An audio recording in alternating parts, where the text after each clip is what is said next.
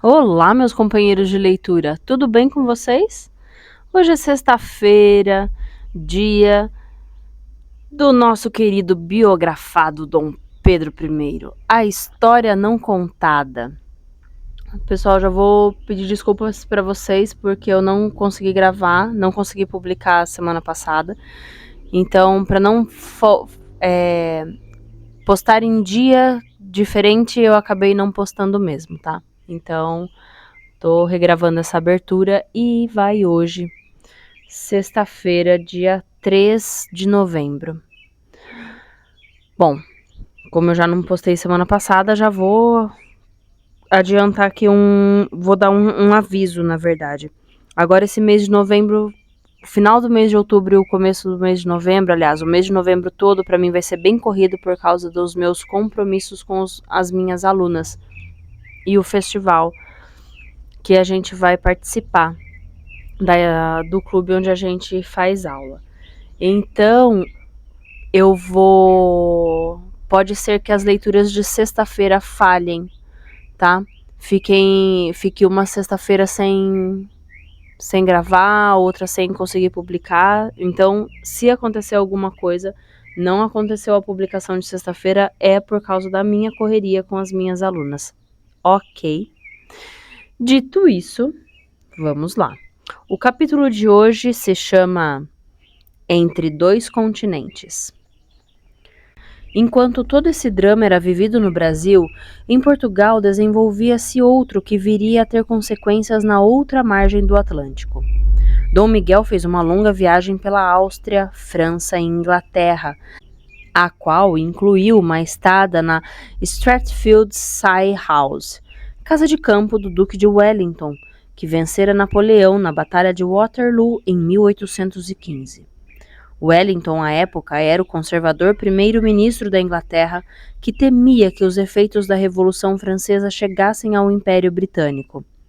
Ao desembarcar em Portugal, Dom Miguel jurou, a 26 de fevereiro de 1828, fidelidade à rainha Dona Maria II, ao seu irmão, o rei Dom Pedro IV, e a Carta Constitucional perante as câmaras alta e baixa do Parlamento e diante dos representantes diplomáticos da corte.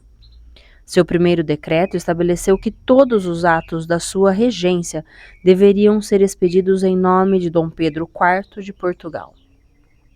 No mesmo período, grupos a soldo da rainha Dona Carlota Joaquina, ainda presa em Queluz, puseram-se no pátio do Palácio da Ajuda para insultar os liberais e os constitucionalistas portugueses, chegando até a apedrejar carruagens. Quando de sua chegada em Lisboa, em 22 de fevereiro, Dom Miguel havia ido a um Te-Deum na Sé da cidade, onde foi ovacionado pela população. Agentes de Dona Carlota, infiltrados na multidão, davam vivas a Dom Miguel I, nosso rei absoluto, e gritavam: "Morra Dom Pedro e a Constituição!" A única reação do príncipe foi sorrir. No dia 1º de março, uma nova multidão acercou-se do paço para dar vivas ao rei absoluto. Instigado pelo clero e pela nobreza, e demais descontentes com a Constituição outorgada por Dom Pedro, Dom Miguel dissolveu o parlamento sem marcar nova eleição, como determinava a Carta Constitucional. A sociedade continuou pressionando e atiçando o príncipe a assumir a coroa para si. Uma deputação de lentes da Universidade de Coimbra partiu para Lisboa a fim de convidar o infante a se fazer rei, e 2 dos professores foram assassinados por alunos liberais.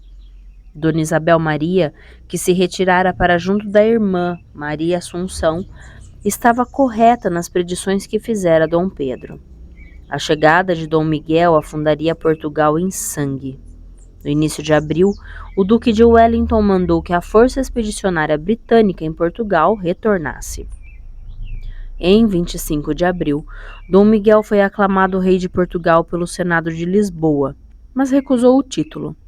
Disse que somente o aceitaria se viesse dos 3 estados, velha instituição do antigo regime, formada por clero, nobreza e burguesia, e convocou-os.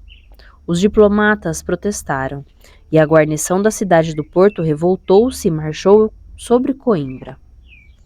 Os Estados Gerais reunidos propuseram que Dom Miguel assumisse como rei de Portugal, o que de fato ocorreu por aclamação em 7 de julho. Rapidamente, de maneira brutal e sanguinária, os liberais e os constitucionalistas foram perseguidos. Alguns fugiram de Portugal. Os que não tiveram a mesma sorte foram mortos pelos miguelistas.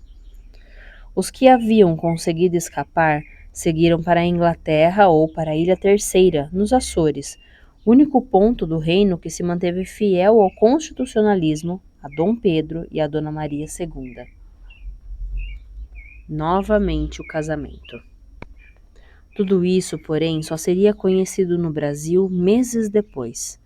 Em julho, chegavam mais negativas de princesas europeias à proposta de casamento com Dom Pedro, que era tomado pela raiva e pelo desespero. Diversos rascunhos escritos nos momentos de ira e nunca despachados para a Europa davam por terminada qualquer tentativa de conseguir nova noiva. Se ninguém o queria, também ele não queria mais ninguém.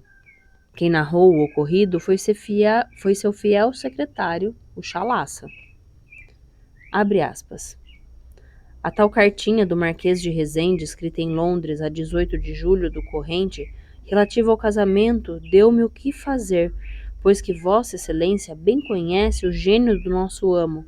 Botou por fora, falou, gritou, escreveu, e eu, tremendo, deixei passar um dia, e escrevi tudo o que me mandou.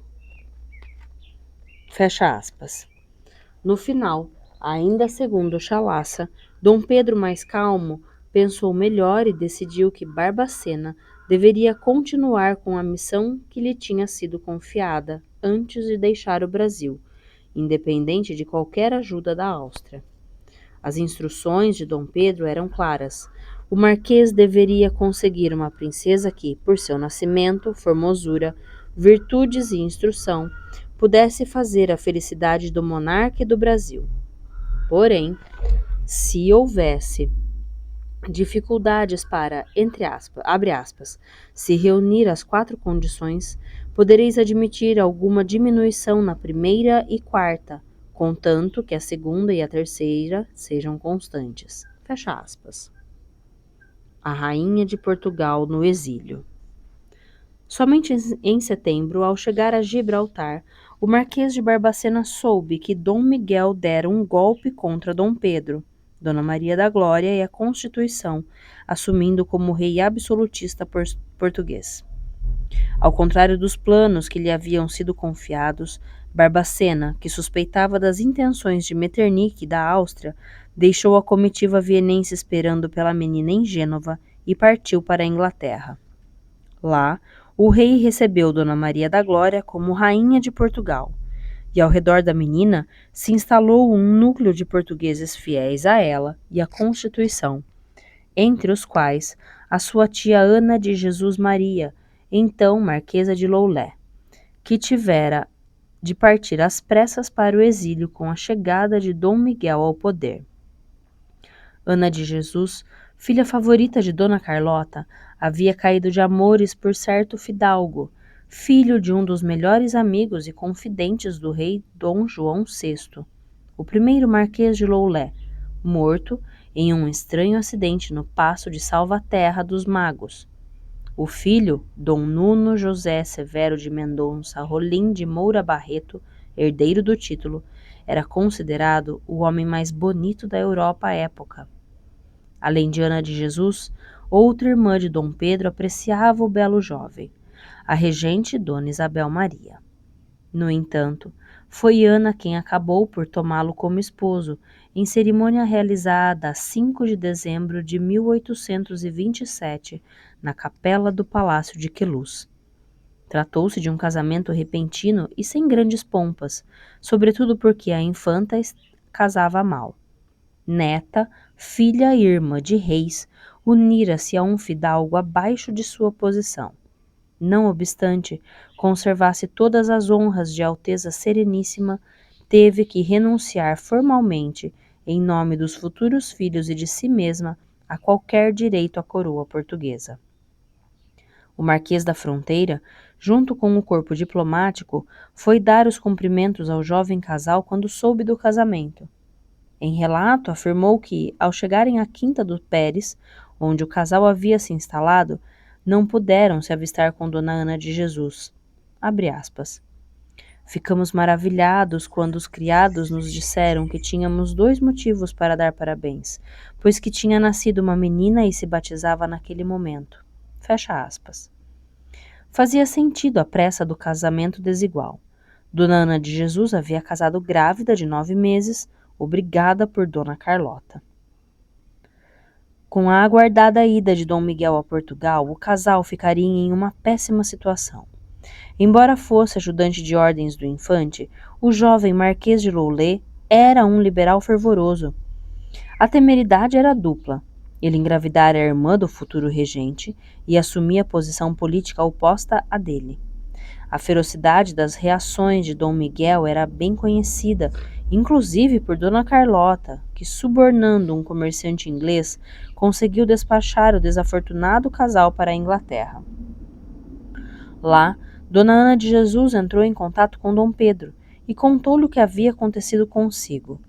O irmão ficou mais chocado pela posição social do cunhado do que por ser tio. Abre aspas. Minha mana, franco como sempre fui, sou e serei. Não posso, em primeiro lugar, de estranhar-lhe seu procedimento, como considerando a diferença que há entre as diversas hierarquias deste mundo. Mas vendo que a mana escreve e me diz que me dá parte do acontecido e que nossa mãe foi a causa, pondo de parte melindres e pontos de honra e olhando a questão e suas circunstâncias como seu irmão, filantropo e cristão, não posso deixar de me condoer muito da má sorte, vindo que foi obrigada, por me ser fiel, a vender o que tinha para comer e, portanto, conte já com 8 contos de réis, que lhe serão dados por Rothschild, uma vez com uma mesada de 400 mil réis. Muito desejaria poder ser-lhe mais proveitoso, mas tenho filhos e a mana não ignora qual é a minha dotação. Aceite os protestos de amizade, a qual de novo se faz credora. Fecha aspas. Rompimento de Dom Pedro com Dom Miguel. Em agosto de 1828, Dom Pedro soube da traição do irmão e da ida em segurança da filha para a Inglaterra. Wellington, o primeiro-ministro britânico, uniu-se a Metternich, e assim Áustria e Inglaterra tentariam fazer com que a princesa Dona Maria fosse enviada para Portugal com o tio ou para Viena com o avô. Seria então a rainha de Portugal. Se casaria com Dom Miguel conforme estabelecera Dom Pedro anteriormente, e tudo ficaria resolvido. E quanto à Constituição? Era melhor esquecê-la e deixar o príncipe governar Portugal do seu jeito. Wellington enviou Lord Stratford para que tentasse, junto ao barão de Marescal, chegar a um acordo com Dom Pedro.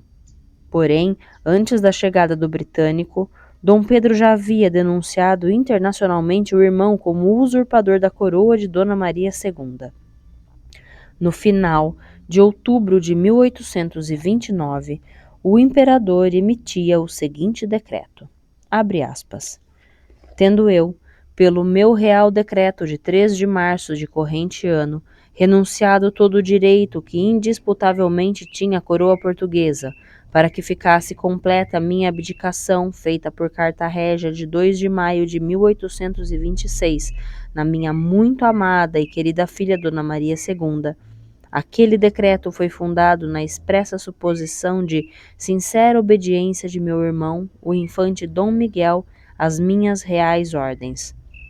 Os acontecimentos que ao tempo daquele meu decreto de 3 de março do corrente ano se passavam em Portugal e que seguidamente se foram desenvolvendo até se completar pelos meios mais criminosos a escandalosa usurpação da coroa, mostravam não somente que era falsa a generosa suposição em que se fundava aquele meu real decreto, mas também que meu irmão, o infante Dom Miguel, havia feito caducar todas as condições da minha abdicação de 2 de maio de 1826.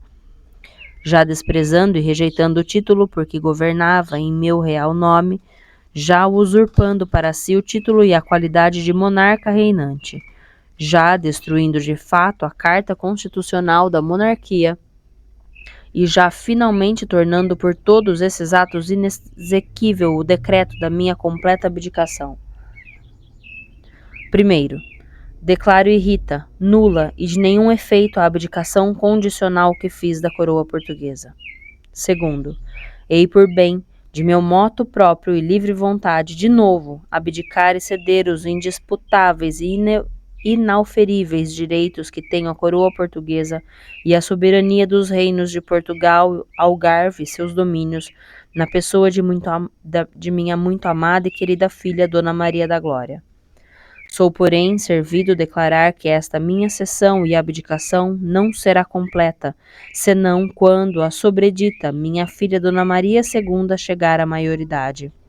Terceiro, sou, outro sim, servido revogar, como pelo presente revogo, para que fique de nenhum efeito o meu real decreto de 3 de julho de 1827, pelo qual nomeei meu irmão, o infante Dom Miguel, regente e meu lugar-tenente nos reinos de Portugal, Algarve e seus domínios. Fecha aspas. No dia do aniversário de Dona Maria da Glória, em 4 de abril de 1829, apesar de ela estar na Inglaterra com o Marquês de Barbacena e suas damas de companhia, houve no Paço Imperial do Rio de Janeiro uma celebração em que Dom Pedro recebeu dos diplomatas estrangeiros na corte os votos em nome da filha. Lord Strangford e o Barão de Marescal haviam preparado um discurso que enfatizava o fato de ela ser apenas a rainha de jure, isto é, pela lei, pelo direito. O rei, de fato, era Dom Miguel, que lá estava governando como Dom Miguel I, após ter tomado o poder. Strangford pediu que o pai de Dona Maria II fosse prudente e confiasse em seus aliados para fazê-la rainha portuguesa, de fato, junto com o esposo prometido. Segundo o relato de Francisco Gomes, que estava presente à cerimônia, a Barbacena, abre aspas, disse Strangford, e ficou com quem esperava a resposta, mas nosso amo olhou muito para ele, deu uma risadinha amarela, daquelas do senhor Dom João VI, e fez-lhe uma cortesia. O homem embaraçou-o e retirou-se. Seguiu-se o barão de Marescal. Tenho a honra de fazer meus cumprimentos pelo aniversário da rainha. Ia continuando, mas nosso amo atalhou dizendo de jure. Ele assarapatou-se e foi-se. Fecha aspas. Dom Pedro, naquela altura de sua ira, não ouviria sermões de dois estrangeiros que queriam que ele entregasse a filha ao irmão que o traíra e tomara para si o trono português. Não havia etiqueta que salvasse as aparências. Tanto o Barão de Marescal quanto Strangford saíram do paço sabendo muito bem que haviam desagradado muitíssimo o monarca por lhe sugerirem o que fazer quanto ao destino de Dona Maria. Segundo o ofício do diplomata norte-americano, o Barão de Marescal fez uma reverência e retirou-se do salão sem terminar de pronunciar o discurso que Dom Pedro interrompera. O imperador, virando-se para o camarista que estava ao seu lado, teria dito, abre aspas, esses dois filhos da puta pensavam pilhar-me, mas eu mandei-os passear, fecha aspas. A Assembleia contra Dom Pedro. Em 1829, os trabalhos na Assembleia começariam cedo. Houvera convocação extraordinária para se resolver questões complicadas, como a crise financeira e, consequentemente, o Banco do Brasil. Mais uma vez, em seu discurso inaugural, Dom Pedro solicitou uma legislação que promovesse e fortalecesse a imigração estrangeira ao Brasil. Mostrou também seu descontentamento com o que lhe parecia ser um abuso da liberdade de imprensa no Império. Apesar de não existir censura prévia à imprensa, esta não podia tocar em alguns temas sem ferir a Constituição, como a religião católica e a figura do imperador, que era inviolável e, portanto, não podia ser alvo direto de críticas. Desse modo, sem poder culpar o monarca pelos problemas, os jornais atacavam livremente os ministros e o secretário Francisco Gomes. Usavam de subterfúgios para chegar a Dom Pedro, referindo-se a ele, por exemplo, como, abre aspas, o nosso caro imperador, fecha aspas, mas tendo caro, entre aspas, no caso, o sentido de dispendioso e não de querido. Também um anagrama de Pedro, poder. Era constantemente atacado na imprensa, sem que nada pudesse ser feito. Em qualquer processo movido por abuso de liberdade de imprensa, dava-se ganho de causa para os jornais, uma vez que o júri era composto de seus pares. A tentativa de revolta em Pernambuco, onde se tentara instalar uma república em fevereiro de 1829, foi motivo de discussões acirradas na Assembleia.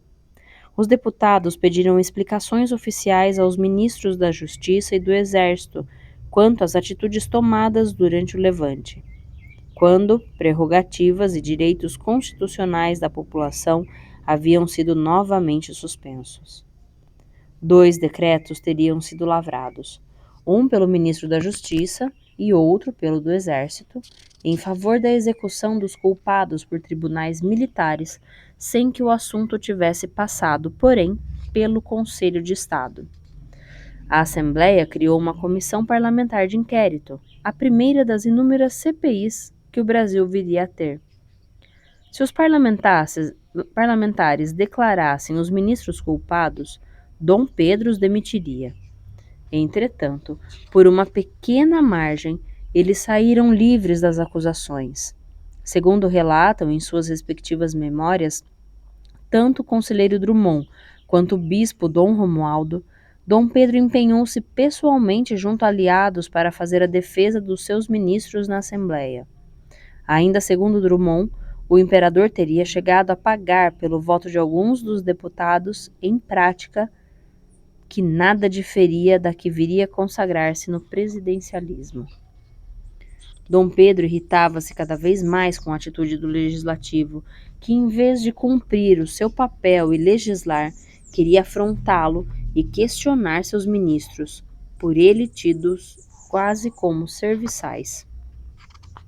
Pela Constituição, cabia ao imperador demitir e constituir os ministros e ministérios, a exemplo do que ocorre no sistema presidencialista. O que a Assembleia estava fazendo ao tentar se imiscuir em suas prerrogativas constitucionais? A questão, porém, era muito mais profunda e se agravaria até transformar-se em crise. Alguns deputados e segmentos da sociedade, incluindo os jornais que se opunham aos ministérios de Dom Pedro, como o Aurora Fluminense, já falavam abertamente em ministros responsáveis, ou seja, o gabinete ministerial deveria ser escolhido pelo imperador dentre os deputados do partido majoritariamente eleito para o parlamento. Isso contrariava a Constituição, que determinava caber ao imperador a livre escolha de seus ministros. Dom Pedro lutaria até o fim para manter essa prerrogativa. No início de 1829, o imperador pensou seriamente em dissolver o parlamento. As cartas enviadas aos seus conselheiros privados, como Frei Arrábida, o barão de Inhomirim e o marquês de Paranaguá, perguntou-lhes: 1. Em que estado de fermentação revolucionária eles viam o Brasil? 2. Que remédios achavam convenientes? 3. Se era oportuno emendar a Constituição. 4. Se era melhor verificar, depois de conciliar-se com os vários soberanos que por ele nutriam aversão, se poderiam enviar uma força para apoiá-lo, a fim de que viesse a elaborar uma Constituição nova e verdadeiramente monárquica. E 5. Em que época se deveria pôr em prática tal plano? As cartas foram escritas em 17 de março e a discussão perdurou até maio. A resposta do seu antigo professor e confessor, Arrábida, foi a mais contundente. Ele previa que, se as tropas estrangeiras desembarcassem no Brasil para esse fim, a nação mergulharia em sangue. Quanto ao que Dom Pedro havia escrito, aconselhou-o, abre aspas, queime, senhor, queime o papel que contiver esse quesito, que só pensando se julgaria crime quanto mais sabido. Fecha aspas. A proposta de Dom Pedro claramente almejava um alinhamento diplomático com as potências europeias que formavam a Santa Aliança. Foram esses países e os seus exércitos que haviam invadido a Espanha, dissolvido o parlamento e restituído o poder do rei anos antes. No entanto, o imperador refletiu após ler as respostas dos conselheiros e abandonou qualquer projeto de fechar novamente a Assembleia. Ficaria apenas na vontade de dar ao Brasil uma nova Constituição.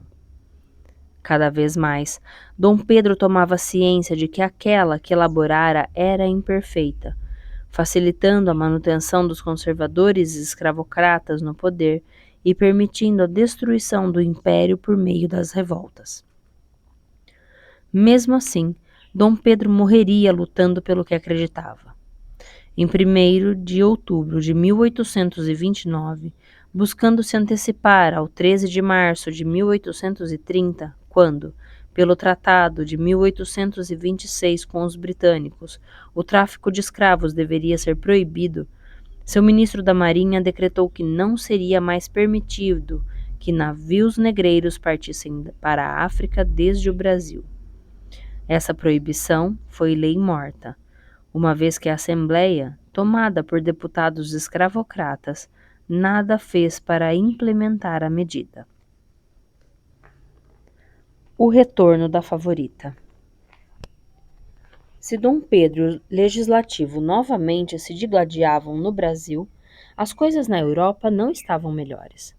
As tentativas de Barbacena de conseguir uma noiva para o imperador resultavam tão infrutíferas quanto as levadas a cabo de boa ou má vontade por Metternich e Francisco I. As negativas anteriores somavam-se agora às das princesas da Suécia e da Dinamarca. As ordens de Barbacena eram arrumar o mais rápido possível uma noiva para o seu monarca, e assim que isso ocorresse, levá-la junto com a filha que estava na Inglaterra para o Brasil. Dom Pedro mandava que lhe trouxessem a filha, não a rainha de Portugal. Era o pai quem falava, não o estadista. Em 21 de abril de 1829, Francisco Gomes oficiava ao Marquês de Barbacena, abre aspas, o contratempo com a Dinamarca excitou novamente o nosso amo a paixão, nunca sufocada, pela Marquesa, e já a mandou buscar. Fecha aspas.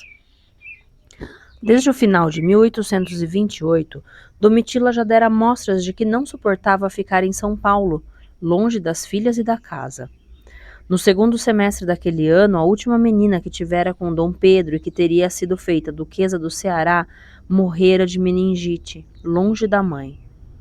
No final do ano, altiva, afirmando que Dom Pedro já devia ter se esquecido dela e que nada faria para prejudicar os negócios do imperador, escreveu ao amante para dizer-lhe que estava voltando ao Rio de Janeiro.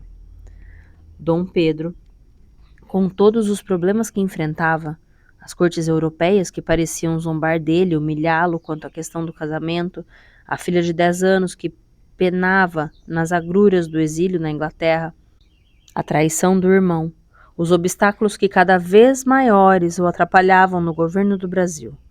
Não precisava incluir na lista o retorno da Marquesa à corte e o falatório que isso geraria na Europa.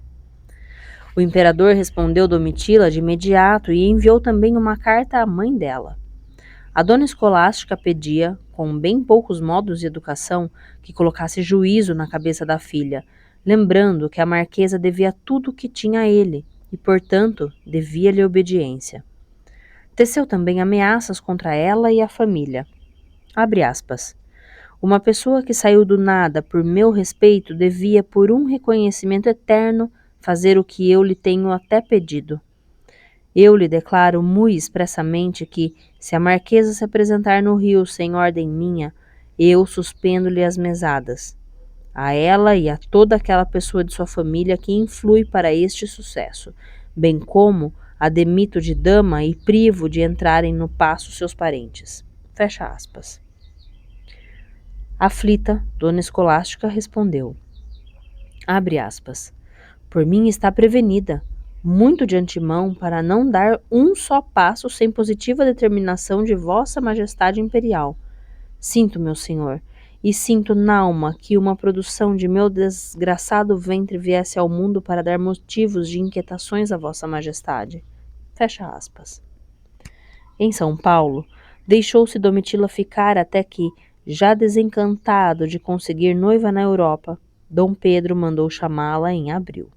Não, porém, sem antes despachar para a França Madame Sassé e seu marido.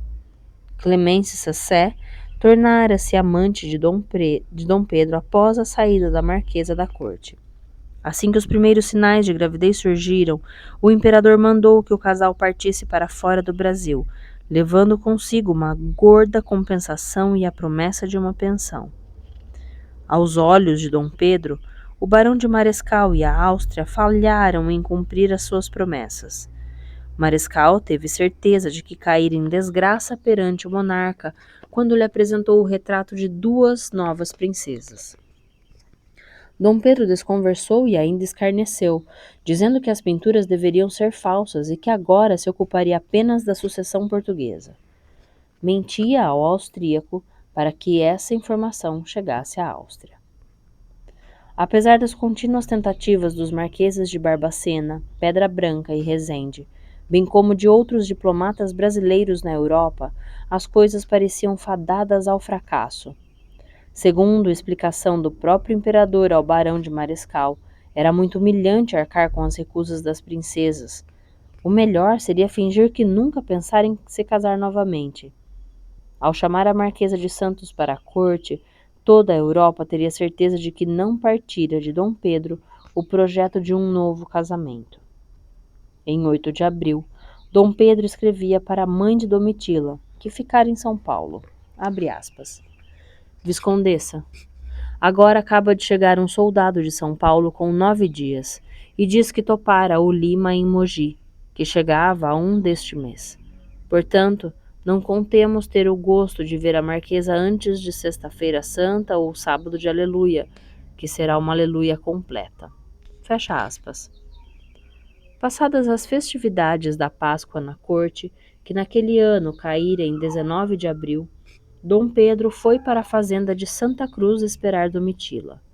Impaciente como de hábito, antecipou-se a chegada da Marquesa, indo aguardá-la 2 léguas adiante, em Itaguaí. Ficaram hospedados em Santa Cruz até quase o final do mês. No início de maio, Domitila voltava em apogeu à corte para desconsolo do barão de Marescal, que observava a cidade e os cortesãos indo em peso visitar a favorita, caindo assim em sua graça e na do imperador. O diplomata francês Pontois foi quem melhor resumiu a situação toda. Abre aspas. A Marquesa de Santos realmente retornou, como anunciei. Uma multidão de cortesãos correu para sua casa, com uma mesquinharia e cinismo peculiar a este país, para receber de volta aquela de quem eles tinham, não muito tempo antes, comemorado a desgraça com tanta alegria, e que desde então sempre gostavam de insultar. Fecha aspas.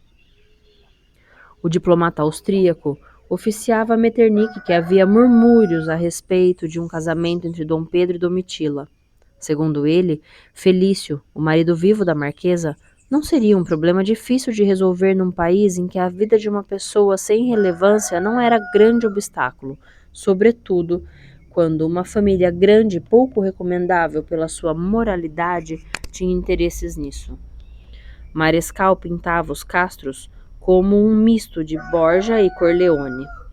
Ao mesmo tempo, alimentava a certeza em Viena de que Dom Pedro não tinha mais interesse em se casar com uma princesa de sangue nobre. O auge de Domitila deu-se em 24 de maio, no aniversário da Duquesa de Goiás.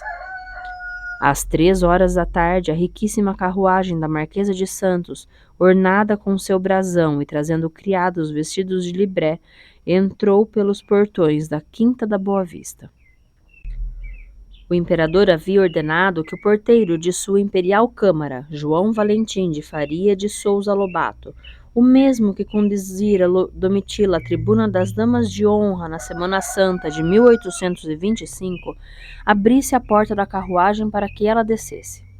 Nesse momento, bandas marciais tocaram, Os porta-bandeiras curvaram os pendões imperiais em sua direção, e a guarda prestou-lhes as devidas continências, como se fosse ela a imperatriz do Brasil.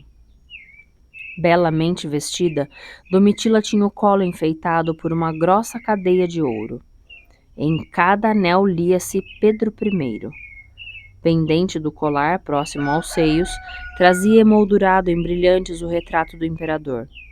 Dom Pedro esperava-a com sua farda de gala repleta de condecorações. A marquesa, após uma mesura, beijou a mão do soberano e das princesas e deu um beijo no rosto da filha.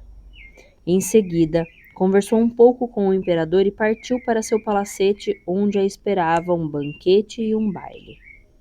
O imperador chegou à casa da marquesa às 8 da noite, quando o banquete para 60 pessoas foi servido em rica baixela de prata, presenteada por ele mesmo. Aquela foi uma das recepções mais brilhantes do primeiro reinado. O baile que se seguiu foi aberto por Dom Pedro e Domitila. Só que nem tudo era festa. Para lembrar o problema da sucessão portuguesa, foi passada uma subscrição cujo objetivo era doar dinheiro aos 148 perseguidos políticos e refugiados portugueses que haviam chegado 2 semanas antes ao Rio de Janeiro, fugindo do absolutismo de Dom Miguel. Dona Amélia. 6 dias depois, na Cantuária, Barbacena e o representante da duquesa Augusta de Lautenberg, Palat de la Faye, assinavam um tratado de casamento. De um lado, Amélia de Lautenberg, princesa bávara, sobrinha do rei da Baviera e neta da imperatriz Josefina, primeira esposa de Napoleão. Do outro, Dom Pedro I. Após a recusa de mais uma princesa, dessa vez uma de Baden, a mãe da menina, que via com gosto o casamento da filha com Dom Pedro, opinião diferente da do marido, lembrou-se de uma parente, a duquesa Augusta de Lautenberg.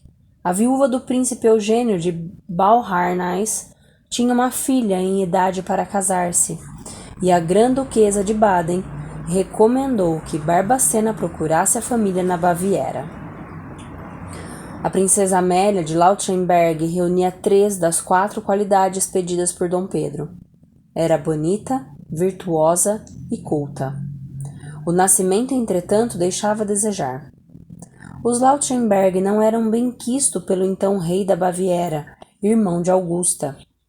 Enquanto Napoleão esteve no auge, fora interessante tecer aliança matrimonial entre o príncipe Eugênio, enteado de Bonaparte, e uma princesa bávara. Com a queda do imperador francês, contudo, aquilo tornara-se um incômodo dentro da família real. Enquanto Eugênio, devido à queda de Napoleão, perdeu o posto de vice-rei da Itália, refugiou-se com a família na Baviera, onde comprou terras que lhe davam direito a titulações de alta nobreza. Entretanto, com exceção da duquesa Augusta, filha e irmã de rei, a família não gozava de uma posição nobre e vantajosa.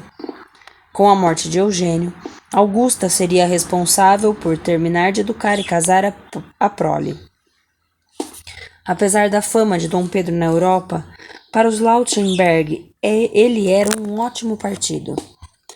A duquesa não só casava muito bem uma das filhas, mas também conseguia que Dom Pedro concedesse ao irmão mais velho da noiva um título de duque, com o tratamento de Alteza Imperial. Em meados de junho, Dom Pedro recebia as primeiras notícias referentes aos arranjos de seu casamento. Sem que as coisas ainda estivessem certas, porém, só começou a preparar Domitila para o fim do relacionamento no início de julho. Nesse mês, recebeu uma miniatura com um retrato da linda noiva de 17 anos, um ano mais velha que Francisca, a primeira filha da marquesa. Durante o resto do ano, chegariam diversos informes sobre a princesa Amélia, entre os quais do Marquês de Rezende, presente no casamento por procuração realizado em Munique. Numa das cartas, Rezende praticamente pedia ao amo que se comportasse, usando de uma familiaridade que lhe era permitida devido aos anos de convívio. Abre aspas. Senhor, eu não fui quem escolheu esta princesa. e por isso posso e devo ser acreditado. Ela é bela, e é esse o seu menor predicado. É a única de tantas princesas pedidas que teve ânimo para desprezar intrigas, para passar o oceano e ir para unir a sua sorte de vossa majestade imperial. Mas tudo isto é menos que o fundo de virtude, da boa educação, da bondade, da doçura, da dignidade, do juízo e da instrução que a adornam. Faça feliz a única princesa que o quis, e aqui, pelo que vejo, sinto e creio, pode e há de encher as medidas do seu coração. Fecha aspas. Em outra, mais relaxada, fez inconfidências referentes aos dotes da noiva. Abre aspas. Direi que este interessante formosura, juntando as qualidades que devem ornar uma princesa, os dotes que enobrecem uma pessoa particular, chamando sobretudo minha atenção, a saber, um ar de corpo como a que o pintor Corrégio deu ao Deus nos seus quadros à rainha de Sabá, e uma afabilidade que aí há de fazer derreter a todos, fez com que eu exclamasse na volta para casa: valham-me as 5 chagas de nosso Senhor Jesus Cristo, já que pelos meus enormes pecados não sou imperador do Brasil. Que fará o nosso amo na primeira, na segunda e em 1001 noite? Que sofreguidão! Os dedos hão de parecer-lhe hóspedes. Basta. Quando não, onde me levará a minha descrição? Fecha aspas. Dom Pedro parou de frequentar a casa da amante e mudou-se para sua propriedade de Botafogo, afastando-se o máximo possível da tentação. O Chalaça, em carta a Barbacena, informou-lhe que o amo havia mudado completamente. Chegava cedo em casa e só saía acompanhado de um ajudante de ordens. Em 24 de julho, o capitão Paulo Barbosa chegou ao Rio de Janeiro com o contrato expedido por Barbacena. O ministro Clemente Pereira foi enviado para informar oficialmente a Domitila que o casamento do imperador fora contratado e que ela deveria deixar o Brasil. Dom Pedro compraria todas as suas propriedades, inclusive as que lhe dera. Pagaria a fortuna de 300 contos de réis por tudo, dando-lhe a oportunidade de ficar com a mobília. Porém, como diria Francisco Gomes a Barbacena, abre aspas, a excelentíssima arrumou os pés às paredes, fecha aspas. Desta vez, Domitila brigaria para não sair. Dom Pedro enviou para que conversassem com ela o tio da Marquesa, Manuel Alves, o cunhado Oliva, o irmão José de Castro, entre outros, mas nada a demoveu. Titília não iria para fora do Brasil. Negava-se a qualquer custo, dizendo que não era escrava e que a Constituição protegia seu direito de ir e vir, que Dom Pedro casasse seus direitos. Enquanto Domitila se entrincheirava em seu palacete, o Chalaça pedia ao almirante inglês que atrasasse a partida da corveta que levaria o contrato assinado de casamento de volta para a Europa, tratando assim ganhar tempo para evitar a notícia da capitulação da ex-favorita. Mas isso não ocorreu. Dom Pedro deu a ela um ultimato. Se até o dia 27 não enviasse uma resposta definitiva, ele retiraria dela todos os benefícios que recebia das repartições da Casa Imperial e lhe deixaria unicamente com a pensão mensal de 1 conto de réis que tinha por decreto. No meio da tempestade, Domitila, em lugar de dar uma resposta, mandou um escravo perguntar sobre a saúde da duquesa de Goiás. Dom Pedro mandou responder que ela estava bem, e assim ficaria sempre, não sendo mais necessário pedir notícias. De volta para a Marquesa, ele enviou todos os presentes que ela lhe mandara, e deu ordens para que todas as repartições não dessem mais coisa alguma a ela. Seus escravos e criados foram retirados. Seus cavalos, tratados na estrebaria de São Cristóvão, foram entregues, e o imperador ordenou que ela e a mãe devolvessem as nomeações de damas do paço. Todos os criados do palácio receberam ordens de não visitá-la. Se o fizessem, seriam demitidos.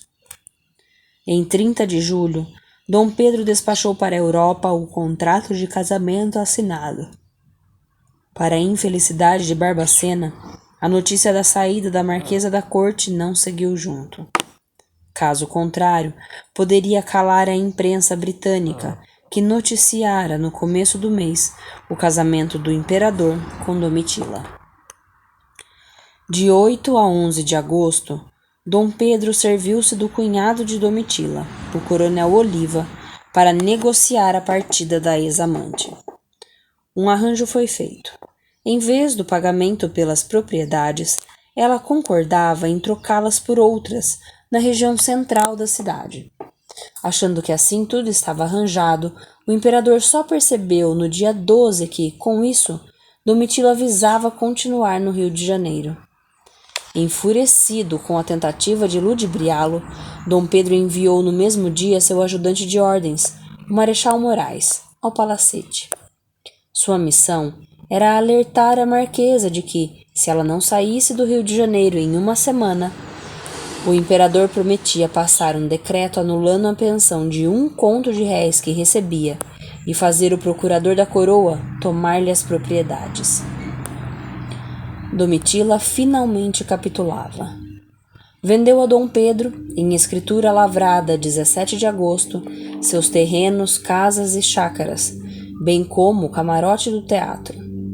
Com toda a família, inclusive o cunhado Oliva e o irmão José de Castro, partiu para São Paulo. A única que se salvou do expurgo dos Castro Canto e Melo foi a baronesa de Sorocaba. Domitila embarcou em 27 de agosto para Santos, a bordo do navio União Feliz, 2 dias antes de completar 8 anos do início de seu relacionamento com Dom Pedro. Um de seus sobrinhos ficou no Rio de Janeiro por mais algum tempo, resolvendo o envio da mobília e dos demais bens da família para São Paulo. Aquela que chegara à capital escondida, com pouquíssima bagagem, agora era obrigada a fretar uma escuna para transportar o equivalente a 60 bestas carregadas, fora os 52 escravos. Domitila também partia levando no ventre aquela que seria sua última filha com Dom Pedro, Maria Isabel, nascida em São Paulo no início de 1830. Em uma carta autobiográfica, Maria Isabel deixou registrado que, segundo se comentava na família, ao saber que a ex-amante estava grávida, Dom Pedro teria tentado esganá-la, alegando que o filho não era dele. Domitila foi salva pelo irmão José, que ofereceu a própria cabeça ao imperador caso o filho fosse de outra pessoa.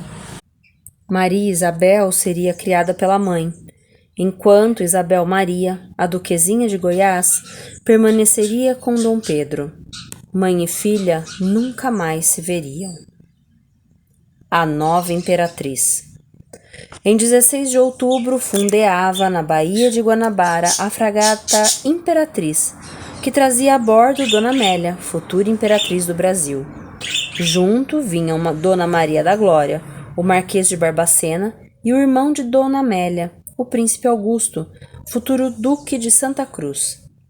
Assim que Dom Pedro soube da chegada, foi de barco até o navio e correu para cumprimentar, antes de mais nada, a filha, a pequena rainha portuguesa, que mesmo tão nova já passara por tantos infortúnios. Em seguida dirigiu-se à jovem e bela noiva.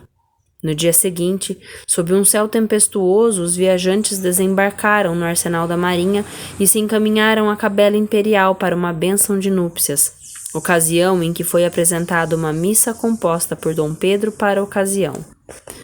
Para comemorar o novo casamento, o imperador criou a Ordem da Rosa, cujos dísticos, de um lado, Pedro e Amélia, do outro, amor e fidelidade, sintetizavam a promessa do imperador de ser exclusivamente devoto à esposa, demonstrando assim a todo mundo que era um novo homem. De fato, ele conseguiu ficar longe de escândalos, apesar de a saúde e o tempo de vida que ainda lhe restavam serem fatores que devemos levar em conta nessa equação de fidelidade. O Marquês de Barbacena também foi bastante comemorado.